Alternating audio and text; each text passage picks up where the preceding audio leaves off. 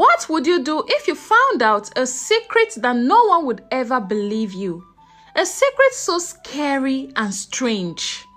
Let's find out in this story. There was a hair salon called Blessing's Beauty Spots. It was a small but popular place, painted with bright and green colors, with a big sign that said, "Come in for the best hair of your life." Every day, women came in to get their hair done by Blessing. It was like her salon was the only salon in that town, because they came from both far and wide just to get their hair done at Blessing's Beauty Spots.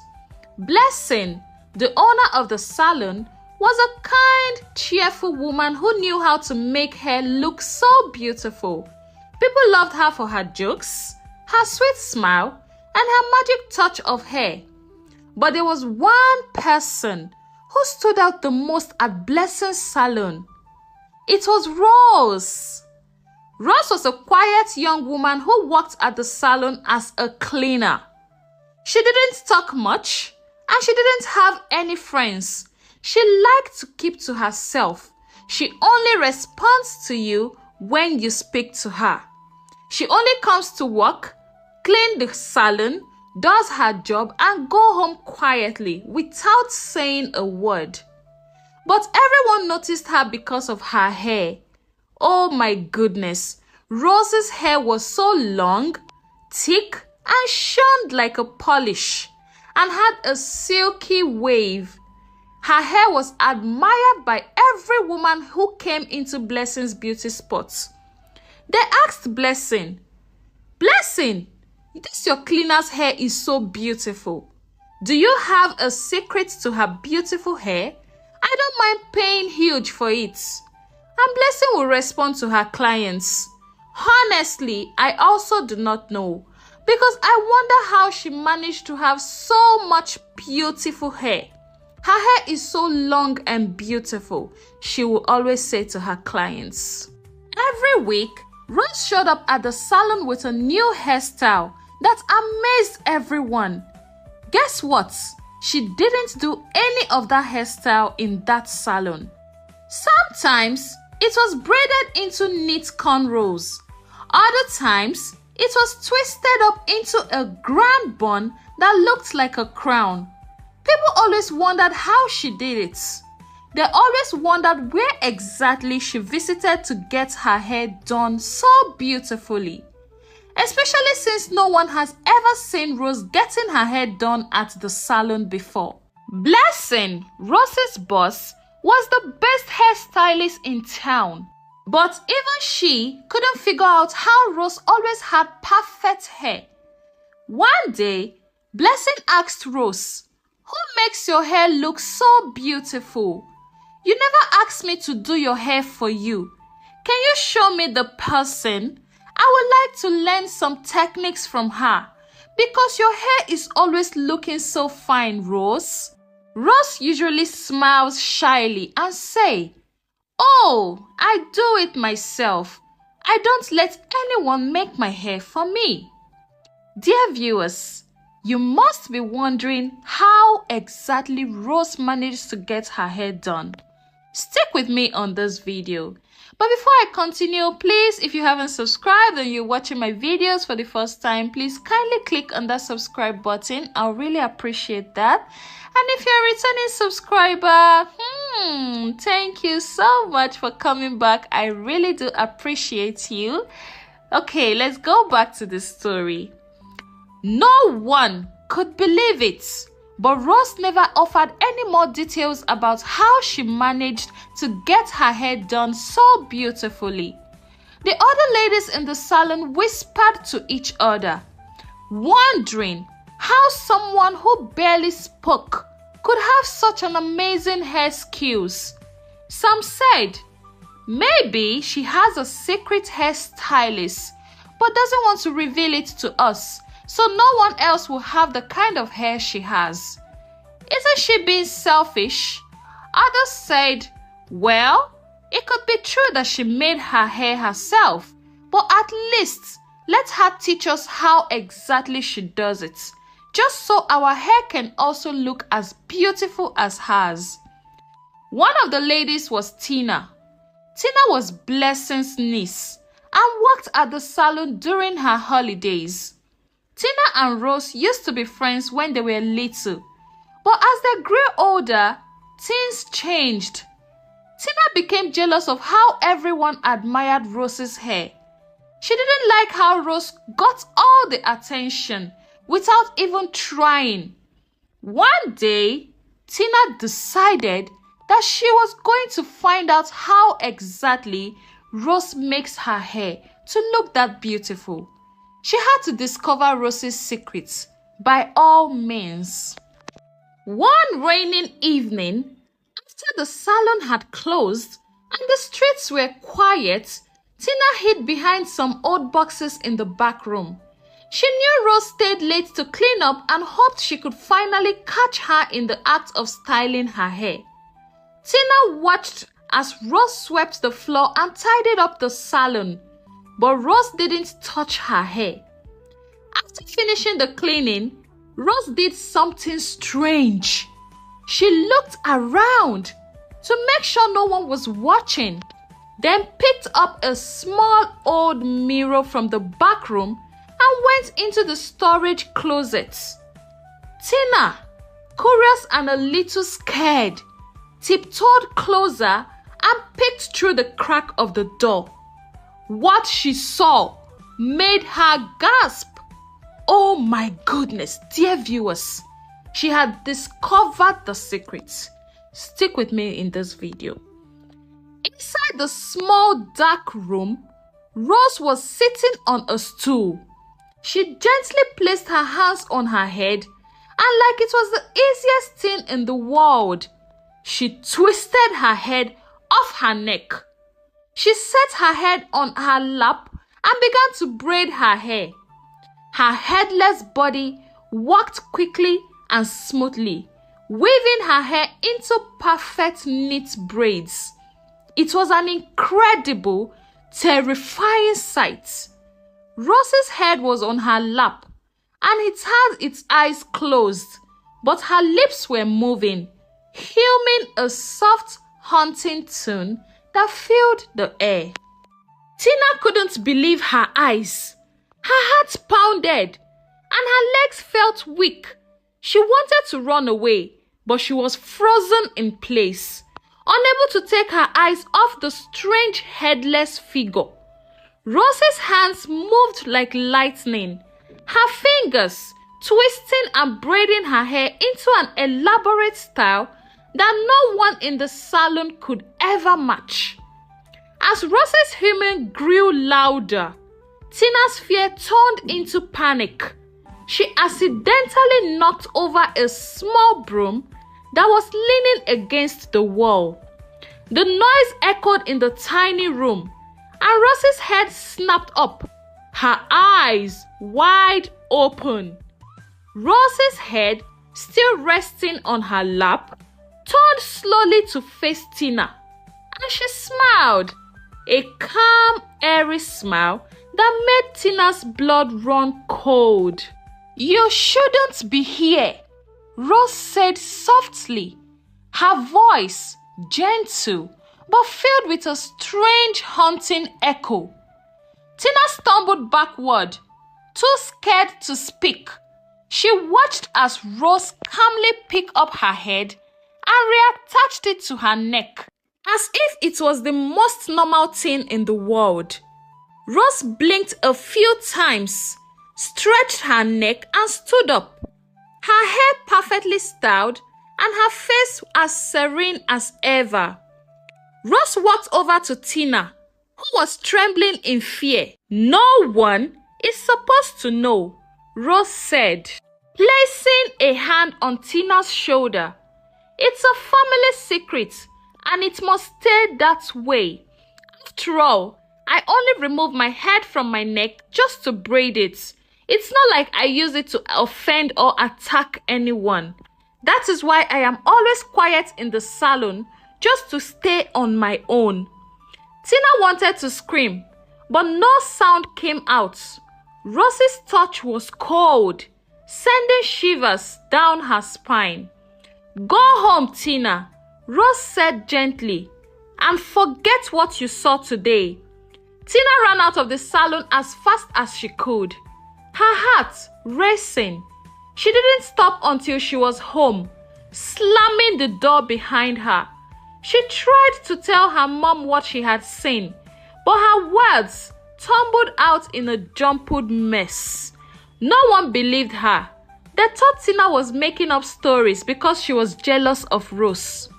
The next day at the salon, Rose acted like nothing had happened.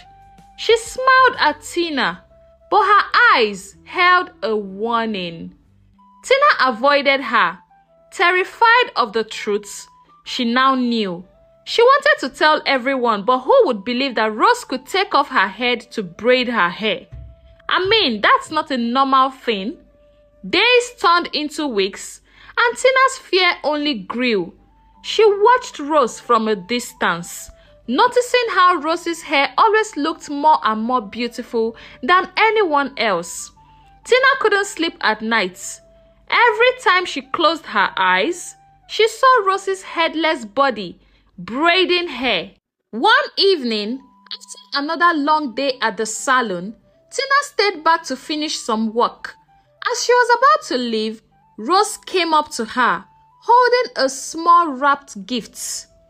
"This is for you," Rose said with a kind smile. Tina hesitated, but Rose insisted. "It's a peace offering. I want us to be friends again." "Look, Tina, I'm not a bad person. I just come from a family lineage where we can actually take off our head from our neck. This kind is very rare, yes, I know, but it's not like we attack anyone. We are not evil, Tina. Please, don't tell anybody this, because I don't want people to start seeing me like a bad person.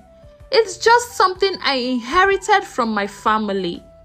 Tina slowly unwrapped the gift, revealing a beautiful handmade comb. It was decorated with tiny beads and carvings that looked like flowers. It was lovely, but it felt strange in Tina's hands. She looked up at Rose, who nodded encouragingly. Tina forced a smile and thanked her, but deep down, she was still scared. Dear viewers, who wouldn't be scared at such a sight? Would you want to be a friend to someone like Rose? Let me know in the comment section. She took the comb home and placed it on her dresser, unsure of what to do with it.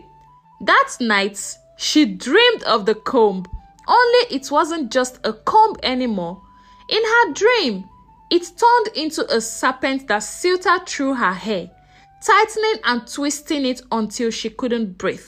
But I think it is because Tina was overthinking. Or what do you think, dear viewers? The next morning, Tina woke up with a start. The comb was still on her dresser, but now she felt it watching her. And if it had eyes, she tried to ignore it, but the uneasy feeling wouldn't go away. Tina decided to hide the comb in a box under her bed, hoping that it would stop the nightmares. And then she sat down and thought to herself, yes, perhaps Rose is not a bad person. Let me visit the salon and talk to her again. When Tina got to the salon, she spoke to Rose and said, "Rose, I have thought about everything you told me the last time we met, and I think I'm still willing to be your friend. Since you said you are not evil and you are not harming anybody, but then I think I understand why you want this to be a secret. Because who would ever believe you that you are not an evil person, that you just have the talent of taking off your head from your neck? I mean, this is something that happens in 1 out of billions of people in the world." And Rose responded, "Tina, thank you so much for understanding me. This is how I was born. It's not like I'm enjoying it. It's just that I can't help it. I am not a bad person. It's just that I don't want people to see me for the wrong reasons. That is why I always keep quiet and refused to make friends. And Tina said, "It's okay, Rose. I understand you, and I am willing to keep this secret with you." And Rose thanked Tina for her understanding, and they became friends, and they continued to work together at Blessing's salon. Rose was willing to teach Blessing how to make beautiful hairstyles, and she told Blessing, "Hey boss, I am willing to teach you how to make beautiful hairstyles like mine."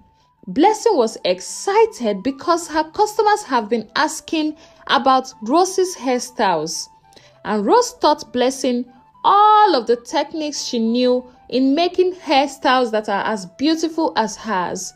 And Blessing remained the best hairdresser in town. Her techniques improved, and she had more and more clients. Rose and Tina became best of friends, and they were happy for the longest time. And that was how this story ended. Now, the moral of this story is, some secrets are not meant to be discovered. Curiosity can lead you to dark places, and sometimes it's better to leave things the way they are. Be careful what you wish to know, for some truths are too strange and scary to handle. Secondly, friendship is built on trust, and sometimes that means helping each other keep secrets. A true friend respects your privacy, understands the importance of confidentiality, and stands by you during challenging times. The strength of friendship is not just in keeping secrets, but knowing when to support each other through honesty and care. Thank you so much for listening to this story. My name is Onyi of Onyi Stories and Folktales, and please, if you haven't subscribed, kindly click on the subscribe button. Be a part of my growth. I will really appreciate that. And if you watched to this very end and you can still hear my voice right now, thank you so much. I do not take your support for granted. I really appreciate you. See you in my next video. Bye-bye. Amma lived a life that was envied by many people. She was married to Mike, a successful businessman who seemed to have it all: money, power, and a beautiful family.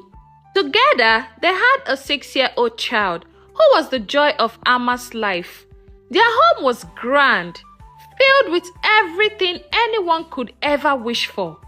But behind the smiles and the perfect picture of wealth and happiness, there was a secret that will soon shatter Amma's world.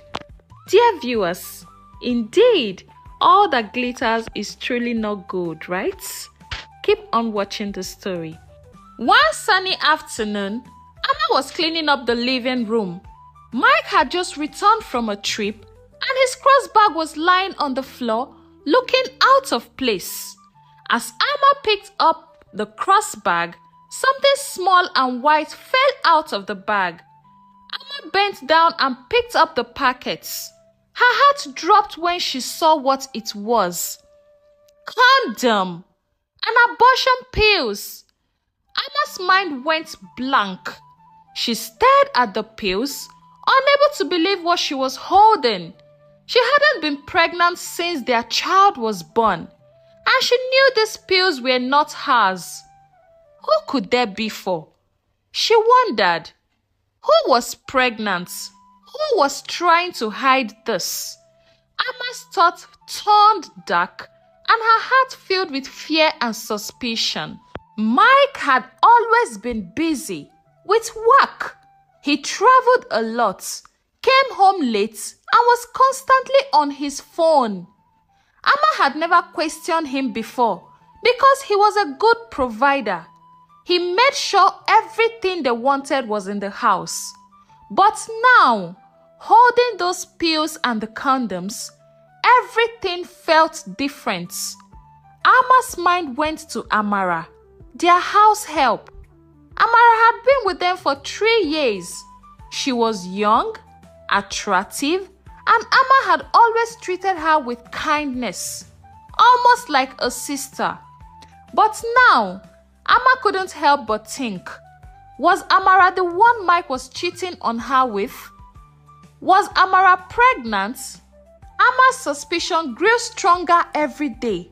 She watched Mike and Amara closely, looking for any signs of a secret between them.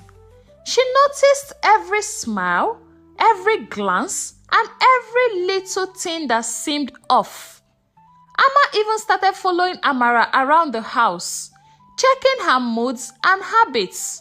She was looking for proof, anything that would confirm what she feared. But no matter how hard Amma looked, she found nothing. It was almost like the more you look, the less you see. Amara was always cheerful, hardworking, and respectful. She didn't act any different, and there was no sign of a secret relationship between her and Mike. Amma was confused. She had been so sure, but now she felt lost. If it wasn't Amara, then who was it? Frustrated and desperate for answers, Amma decided it was time to confront her husband Mike directly. She couldn't keep living in the dark, wondering and worrying. One night, after Mike had come home late, Amma waited until he was asleep. Quietly, she took some ropes from the closet and tied Mike's hand to the bed. She had never done anything like this before, but she needed the truth and she wasn't going to back down. Dear viewers, do you think Amma is taking the right step? Well, please, if you're watching the story and if you haven't subscribed, please, this is me pleading with you to please click on that subscribe button. And if you're a returning subscriber, thank you so much for coming back. I really do appreciate you and I do not take it for granted. So let's go back to the story. Amma found a small gun Mike had hidden in his drawer. It was heavy in her hands and her fingers were trembling as she held it. She stood by the bed, pointing the gun at Mike, her heart racing. When Mike woke up, he saw Amma standing there, tears streaming down her face, the gun shaking in her grip. He was shocked, but kept his voice calm. Amma, what's going on? Put the gun down, Mike said, his voice steady with a hint of fear. Amma's voice quivered with anger and pain. Who was pregnant, Mike? Who did you buy those abortion pills for? I need to know the truth. Mike's face changed from confusion to something darker. He sighed deeply, his eyes filled with regrets. Amma, you don't know what you are asking. But fine, if you want the truth, I will tell you. Just don't do anything stupid. Amma's heart pounded. Tell me, Mike, who are you cheating with? Mike looked straight into Amma's eyes and responded. Mike looked straight into Amma's eyes and said, It's Madam Bola, he confessed. She's not just my godmother, Amma. She's the reason I am rich, the reason we have all this, the reason you are enjoying all of this wealth and affluence. But she's also the one I've been seeing behind your back. Amma couldn't believe her ears. Madam Bola was an older woman who had always been around, helping Mike with his business and supporting him. Amma had never suspected anything more than a mentor-student relationship between them. But now, it all made sense. The expensive gifts, the sudden rise in Mike's success, the secretive phone calls. It was all because of Madam Bola, a woman old enough to be Mike's mother. But why Mike? Why her? Amma's voice cracked as she spoke. We have everything. Why would you do this to me, Mike? Not even cheating on me with a younger girl. But with Madam Bola, a woman old enough to be your mother, Mike's expression was filled with guilt and frustration. Amma, it's not as simple as you think. Madam Bola didn't just help me. She owns everything. She funded my business, paid for this house we are living in, and gave us the lifestyle we have. But it wasn't for free. I had to keep her happy, do whatever she wanted, or she would take everything away. Amma was in shock. So you're telling me our entire life is built on lies? You are telling me that you didn't work hard for any of this? Yes, Mike answered. His voice was hollow. Without her, I have nothing. If I stop seeing her, she will take everything back.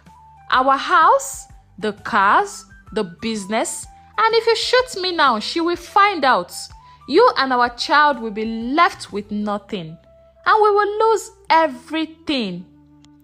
Amma dropped the gun, feeling weak and defeated. She fell to the floor, sobbing uncontrollably, feeling so disappointed in her husband. The man she loved, the father of her child, had betrayed her in the worst possible way. And now, everything she thought was hers wasn't real. Mike untied himself and sat down beside Amma. I'm sorry, Amma, he said. I never wanted it to be like this. I just wanted to make sure I give you and our child a good life. Amma couldn't even look at him.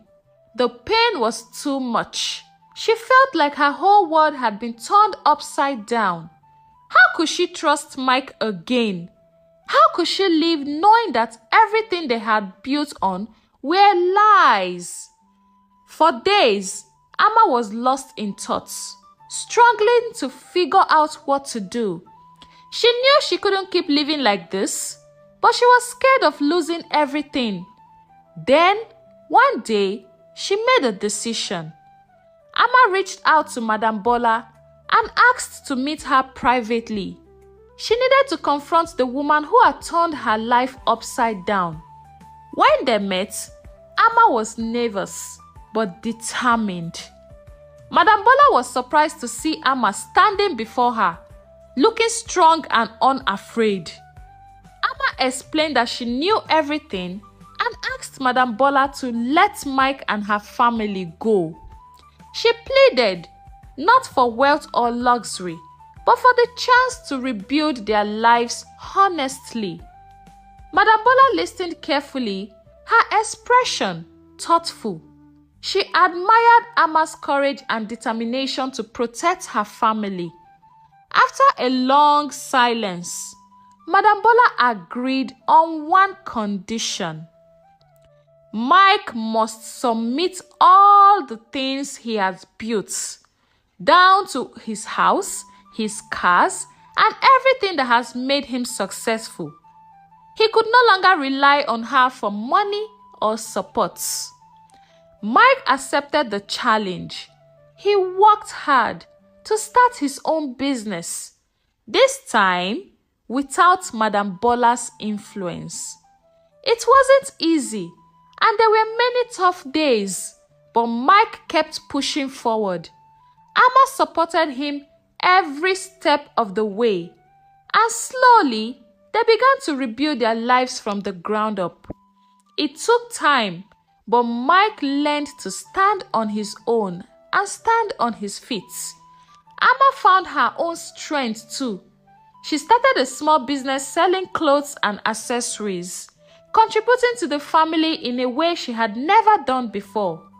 They downsized their lifestyle, sold their properties, and moved into a smaller and more modest home. But they were happier because this time everything they had was truly theirs. And they lived happily ever after, building their success until they became wealthy on their own.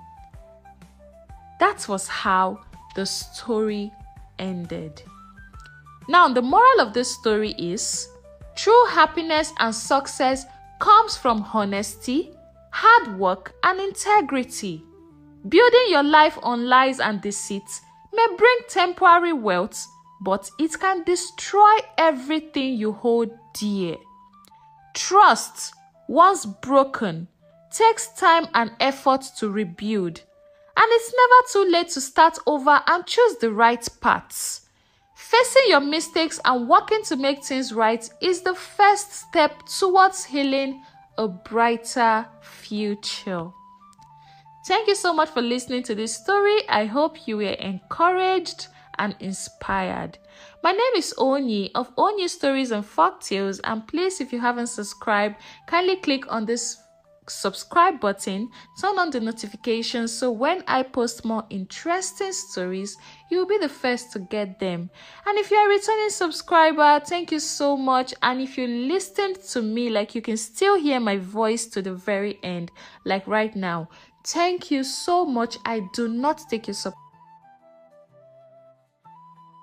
What would you do if the very people you trusted turned out to be the ones who betrayed you the most?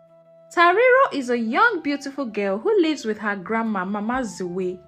Mama Zue treated her with so much love that she never felt the absence of her parents who had died in a car crash long time ago. Unfortunately, Mama Zue, Tariro's grandma, also died, and she was left with no other choice than to live with her aunt who lives far away from the village. Her aunt was so harsh with Tariro. She treated her with so much hate and disdain. She maltreated her so much with little or no food. Every night, Tariro cries to sleep. One morning, Tariro woke up feeling the sharp pains from the cuts she sustained while being forced to chew on broken pieces of plates the night before. She had cried herself to sleep, begging for her late grandmother's spirit to take her away from this life. The loneliness, the neglect, everything weighed heavily on her. It was another bad day for the 15-year-old girl. Her sleep was abruptly interrupted by cold water splashed on her face by Auntie Mady. "Are you still sleeping at this hour? You should be grateful my husband saved you last night, or you would have spent the night outside," Auntie Mady yelled. Tariro had grown used to the constant yelling, and in the few days she has been in Auntie Mady's home, the harsh words didn't sting as much as it was anymore. But her body ached from the fever brought on by her injuries. She struggled to get up, wiping the sleep from her eyes with the back of her hands. "Good morning, Auntie," she greeted softly. But Mady only stood there with her hands on her hips, ignoring the greeting as Tariro tried to walk past her. "Come back here, you fool!" Mady's voice cut through the air like a whip, freezing Tariro into her tracks. She turned back, her heart was pounding, wondering what her new torment was for the day. What a life, dear viewers. "What's good about this morning? Did I ask you to greet me?" Mady spat out. Her tone was sharp. "But that's not why I called you back. Sit down. I need to talk to you." Her voice was sharp. But Tariro couldn't shake the feeling of dread creeping up her spine. She sat down slowly, bracing herself for the worst. "You think I brought you into this house to just eat my food and do nothing?" Auntie Mady continued, her tone laced with contempt. Tariro's mind raced, trying to grasp what her aunt was talking about.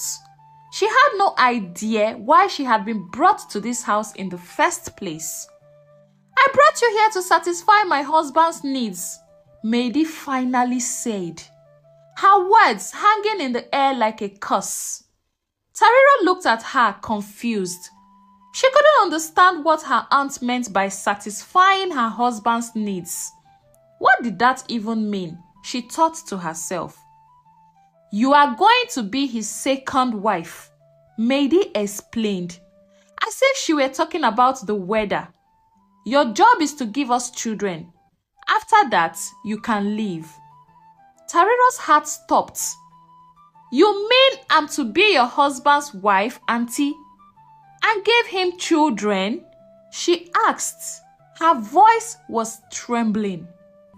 "Yes," Maidie confirmed with a nod. She said to Tariro, "You are 15. Your mates are already in their husbands' homes. You need to decide. Either you do what I ask, or you go back to living on the streets. After all, I am the only family you have. There is nowhere else for you to stay. So, you have to satisfy my husband's needs and give me children. You know I have been in my husband's house for years without children. So you are going to be the tool I will use in getting children for my husband, Tariro. You have no choice in doing this." Tariro felt her world crumbling. "But I'm too young, auntie. I'm only 15. Besides, children are a gift from God, not something I can give," she said. 15? And so what? You don't know your mates are already married? You have no choice but to do this if you want to stay here," Maidie snapped. Tariro was left alone to think, her mind a whirlwind of fear and confusion. Oh, poor child. She was just a child, forced into decisions no one her age should ever have to make. She had no one to turn to, no one to save her. Her grandmother was gone and her parents were gone, and the streets held even more terrors than this house. What could she do? Later that evening, Tariro, still numb from the shock, approached Auntie Maidie. "Auntie, I have accepted to become a second wife to your husband," she said, tears welling up in her eyes. Maidie nodded, satisfied. "Good girl. Now go and take a bath. I will give you something special to wear tonight," she said, her voice dripping with false sweetness. Tariro bathed and dressed in the clothes Maidie gave her. Excited at the thought of new clothes, she didn't understand what was truly happening, thinking it was all part of some strange celebration. As the night fell, Maidie's husband Shingirai returned home. Maidie greeted him with a smile, but Shingirai looked confused. "I prepared Tariro for you," Maidie said, and her smile widening. Shingirai recoiled. "What do you mean you prepared her for me? She's just a child. What has come over you, Maidie?" he asked. "Don't you want to hear the cry of a baby in this house?" Maidie retorted. "I'm tired of waiting. If you don't do this, I will leave you. We have been married for years and I can't bear you children. I decided to give you my niece as a second wife so she can give children to you, and then you are asking me what I'm doing?" Shingirai was torn. He loved his wife and the thought of her leaving him was unbearable.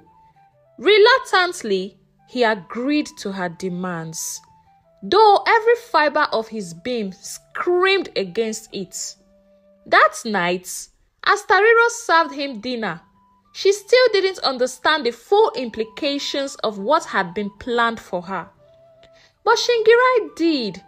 He ate in silence, barely able to look at her. His heart was heavy with guilt and shame. Dear viewers, do you think Shingirai will go on with his wife's plan? Stick with me through this story. Let's find out how it all played out. But please, if you haven't subscribed, this is me pleading with you to please click on that subscribe button. And if you're a returning subscriber, thank you so much for coming back. I really appreciate you. Thank you, thank you, thank you. Now let's go back to the story. So, Shingirai sat in his room. His mind was racing. Tariro's innocent face haunted him, reminding him of the cruel injustice he was about to commit. He couldn't bring himself to go through with it. But Maidie's threats echoed in his ears. If he didn't do this, she would leave him. He loved her too much to lose her. but the cost of keeping her was too high, he thought to himself. Tariro waited quietly, sensing the tension but not understanding its source. She thought it was just another strange adult ritual she had to participate in, something she would get used to, like the yelling and beatings. But when Shingirai finally came into the room, he didn't look at her. He couldn't. Instead, he sat beside her, silent, heavy with the weight of his decision. "Uncle, are you okay?" Tariro asked. Her voice was small and filled with concern. She had seen that look before on her late grandma's face. Shingirai sighed deeply. "Tariro, you don't understand what's happening here, do you?" She shook her head, confused and frightened. "No, uncle, I don't." He reached out and took her small hand in his. His heart was breaking at the innocence in her eyes. "You are just a child," he said, more to himself than to her. "This isn't right." At that moment, he made a decision. He couldn't go through it. He went back to his wife, Mehdi, and said to her, "Mehdi, I cannot go on with this your plan. Oh. I cannot be with a girl that is old enough to be my daughter. I'm supposed to be her father, a father figure in her life, not a husband. If you want me to get a second wife, definitely not Tariro." And Mehdi started shouting, "Stupid man, useless man, you have no plans for yourself at all. Look at you. I'm trying to make everything easy for you, and you are telling me you can't go through what? Is she your sister or is she your daughter? She is my niece, and I am telling you that I'm ready to give her to you as a second wife. Let us use her to get children. Look at this man, oh, somebody that I'm trying to help." And Mr. Shingirai said, "Mehdi, I cannot go against my heart. My heart is not accepting this one at all." And Mehdi said to him, "Do your worst, but I don't want to hear you saying you need children again. Oh. I have done my best. After all, what is she even doing in this house? She's just here doing nothing. So why don't we use her to make babies?" Shingirai left the house angrily. And then he secretly went to a social worker's office and told them that he had a child that needs to be with them. The social worker listened to Mr. Shingirai's story and decided to come carry Tariro to their office, then look for a place where she can stay and have a peaceful life.